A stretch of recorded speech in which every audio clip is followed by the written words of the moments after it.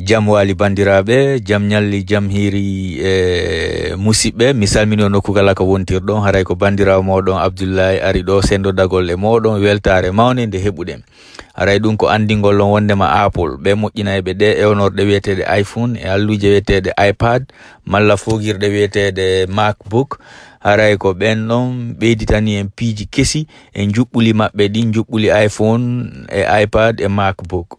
Fi adla mom haray ko mi woni waɗirde nguɗolu ɗo hande ko hollugol jogiiɓe ɓen iPhone 6 ha yeeso, ko ɗum woni iPhone 6 ha iPhone 13, iPhone 6 ha iPhone 12 malla 13.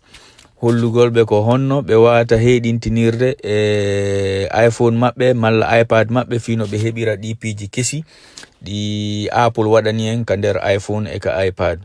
Oɗon andi rowane en du lewru ɗo tigi mi arno ɗo mi holliti on wondema Apple ɓeydi bindi men ɗin ka iPhone e ka iPad, kono hari on tuma ɓe tafana en tappirgal. Hari ko en yaw ka App Store tippinen tappirgal feerewal. Har ɗum ɗon no wondi e caɗele ɗuɗiɗe. Joni noon gila hande joni bindi men ɗin no yuɓɓi e nder juɓɓudi ɗi tigi. Haray siɗa jogi iPhone a heɗintinimo haray arday e bindi men ɗin arda e tappirgal mungal. Haray ɗum ko nema keso wonan, nema mawɗo wonande en sabuna ɗenɗe buyno woodi hara yuɓɓade e iPhone kono hara ɗe ala tappirgal. Kono noon ko honno on tigi gerdata fino heɓira ɗi piiji kesi ka iPhone muɗum. Ko adi kon tawo on tigi no hani tabintinde mo jogi iPhone 6 ha 12 malla 13. Si tawi ɗum mo jogi ɗum noon o ara ka settings ji ɗo malla parametre o ɗibba ɗo o ara ka windi ɗo general malla général o ɗibba ɗo o ara ka windi ɗo software update mise à jour logiciel o ɗibba ɗo.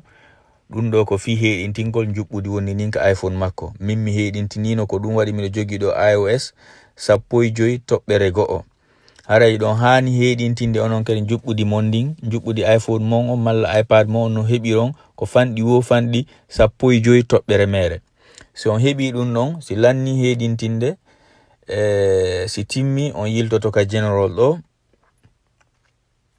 aron ka windi ɗo keyboard malla clavier ɗibbon ɗo, aron ka windi ɗo keyboards clavier ɗibbon ɗo, aron ka windi lega add new keyboard ajouter nouveau clavier ɗibbon ɗo, windon ka windi ɗo search ka wiɗete ɗo fuɗɗon windude ɗon adlam on fuɗɗay tun o winday tun A e D malla A D yalta lega fula adlam ɗibbon ɗum ɗo suɓo ɗon. on yi joni ka tappirde ɗo hande kadi fula adlam ɓeydike ɗo. Yiltito ɗon noon aron ka windi lega language, ka windi ɗo language and region ko ɗum woni langue et region ɗibbon ɗo. Haray hande kadi on yi hari miɗo joginoga English e Arabia, joni pular adlam ɓeydike lega. Joni noon so on yi doga ngol cifol boɗewol fewnɗo hingol hollude sa'i fewndiɗo on ka sare kam woni ɗo, ko ɗum woni ko sa'i jamdi noga e go'aɓiri ndin feƴƴiri kojomaje 50. Haray mandite ɗum noon watta no hilla e muɗum. Simɗo faala e ɗum noon fo waylo hande kadi wonta e bindi adlam ɗin. On yi pular adlam ngal mi ɗibba e ɗi ciifi tati wonirɗi ka ñaamo ɗo ha suɓo. Si suɓike mi dasa ɗum ɗo fiyo pular adlam ngal wontu aranal ngal. Wona e tun dow ton ɗum ɗo yalta ɗo ka windi ɗo continue. Haray koye mi ñoƴƴu ɗo. Si on tigi ɗibbi ka continue ɗon haray hande kadi pular ngal no tinirɗon ni ɗo haray pular adlam ngal wontiri dow ɗeya ɗen ɗe hikkori ley ko ɗum non wonta sabu ha yoga e piiji wonɗi ɗin ka iPhone ɗo waylo wonta e bindi men ni no mi hollirno on non nane ka cifol boɗewol dow ga. So on yi ɗon sa'i on joni waylike wonti e bindi adlam ni fewndo ɗo haray ko jamdi noga e go'aɓiri ni feƴƴiri kojomaje 52. Haray kadi son ari lega ka windi ɗo numbers on ɗibbi ɗon on yi'e ɗo limoje adlam ɗen no ɗo limoje English ɗen no ley muɗum. So on yiltitike ga kadi on ari ɓe holli ɗo ko honno ñalɗimere nden ko ɗum woni calendar malla calendrier woniri ka nder iPhone. Haray ko ɗum ɓe holli ɗo e bindi adlam ɗin ko ni yaltirta ɗo. no mi yahay ka WhatsApp an ɗo mi hollan kon no tappirgal ngal gollirta ka iPhone. On yi tappirgal ngal fewon ɗo koye engel woni. Simi ɗibbi mullere nden ley ga tappirgal ngal waylo wonta atlam.